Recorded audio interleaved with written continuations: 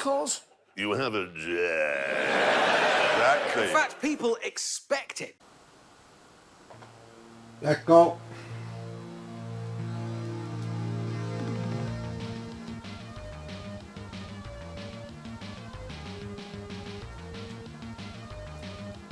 I'm going to have to check out the music on the arcade version.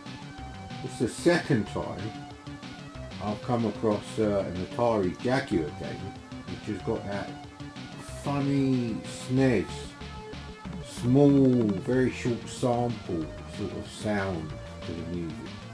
A bit like the old Windows .MIDI files used to get like music tracks in.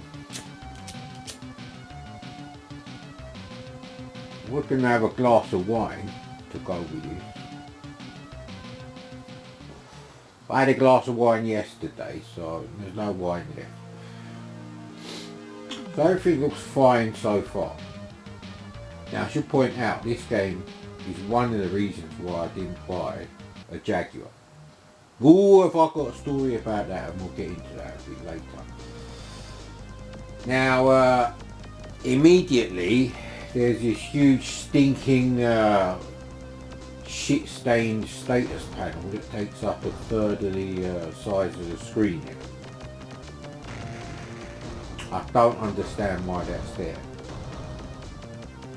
Now I'm going to insert a clip of the PC Engine version here, and let's not forget by when did the Jaguar come out? Let's say 94 anyway for this game. You could have picked up a PC Engine for peanuts. People were trying to give them away. So, you know, as far as relevance goes, you could have played this game on there and you wouldn't have that stupid panel on the side. It's not like it does anything else particularly epic. This is like a standard version of Raiden. Now the interesting thing is Raiden was actually released for MS-DOS PCs. I actually had Raiden 1 and 2 from my 486. I can't remember when they come out, but it was for the 486. So it was a pain in the arse getting the Gravis Ultrasound Sound Blaster compatible mode to work, as usual. Pain in the arse. SBOS install, but not fucking working. Anyway.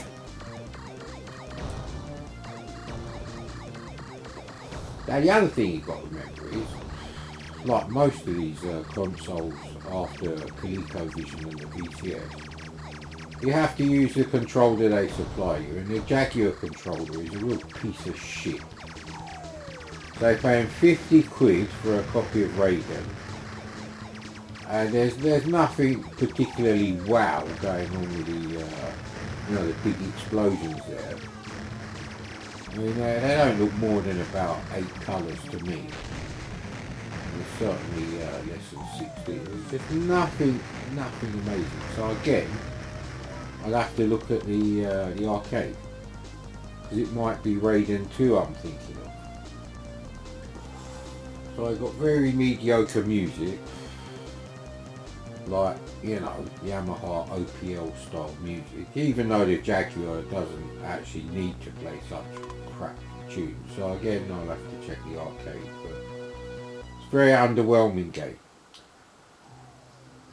Now the thing is, my mate, or sort of a mate of a mate, who used to be a mate, and I'm not getting into that discussion, he got a few Jaguars, I think it was about 96, and he got them cheap, and he was trying to flog them cheap, and he had a whole load of games. So we went round his flat, and I played a few games, and this was one of them, and I was like, what the hell, you know.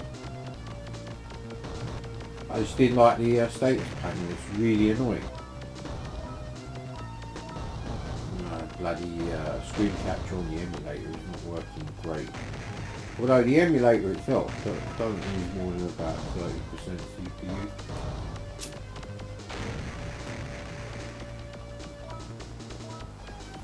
But God knows what was going on with the screen capture there.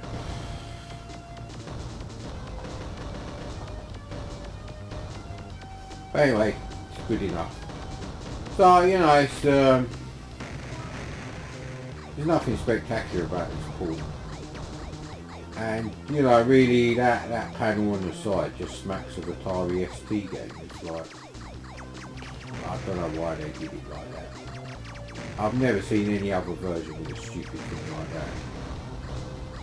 So, you know, all things considered, you have to use a crap Jaguar joypad. You know, the status panel on the side makes it look like an ST game. You know, an ST can do this. The music is nothing special. It's not exactly pushing the Jaguar. But the gameplay is fine.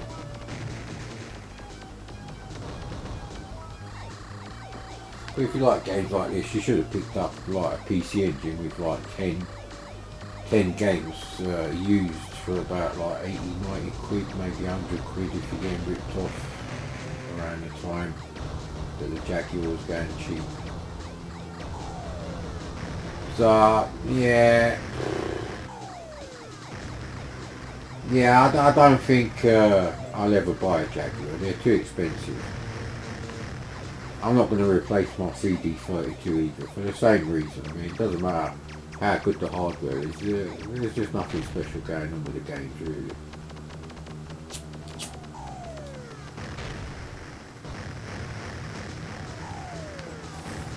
Interestingly, there is an unfinished port of Raiden, both for the Amiga 1200 and the Atari Falcon. And then again, it was like, well, PC Engine costs peanuts, mate. Of course, it's not cheap now, but people forget how cheap old technology was in inverted commas back then. You just have to remember that. So yeah, there's no wow factor going on or anything. So yeah, I didn't want another go. It plays okay, but not with the Jaguar joypad. Let's go. So this is Super Burnout. This is probably, for me, the most impressive Jaguar game of all. As you can see, you know, the sheer number of roadside objects, the size of them and the colour, very impressive. The road is textured as well. However, you know, you're probably thinking, oh, it's better than Super Hang-On, but Super Hang-On is like a mid-80s Sega arcade game. If you check out the sort of you know, sprite scaling that was going on the last generation of early 90s Sega games, like Super Monaco GP, specifically the building on the Monaco track and everything. And there's some like, there's some other games as well, like there's some Formula 1 games that use like, you know, scaling bitmaps and all that, and they're far more impressive than this. And we're talking like 92, 93 here, so, you know, but for a home system this is very impressive. It plays fine, actually. I got no complaints with this game at all. Now, I didn't play this game around my mate's house, who was selling the Jaguars that probably fell off the back of the Omega security couriers.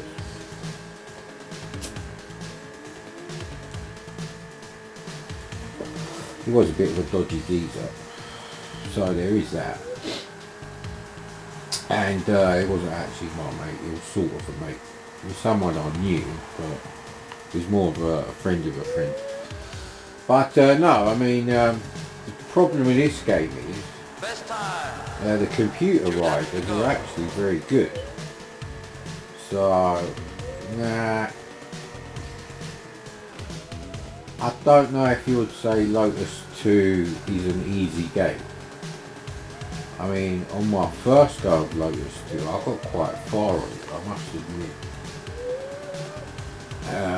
So, whereas this is more like a pit stop tour on the C64, where you really have to put some effort into beating the, you know, the computer car. And there was only one in that game.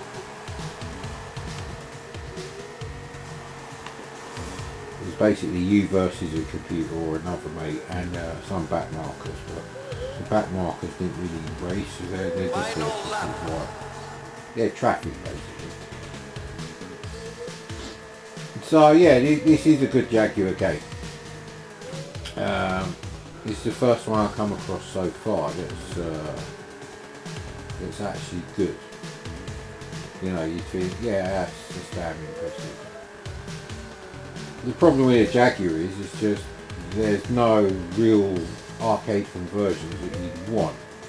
So, I mean, whilst the hardware is perfectly capable of doing a fantastic version of Chase HQ, better than the FM Towns by Fujitsu, that's not the point. The point is you can only play the games that come out for it.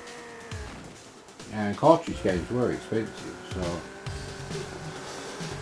Having said that though, there wasn't really anything better than Lotus 2 on the SNES or the Mega Drive, really. So there is that. So it is a good game. I quite like that.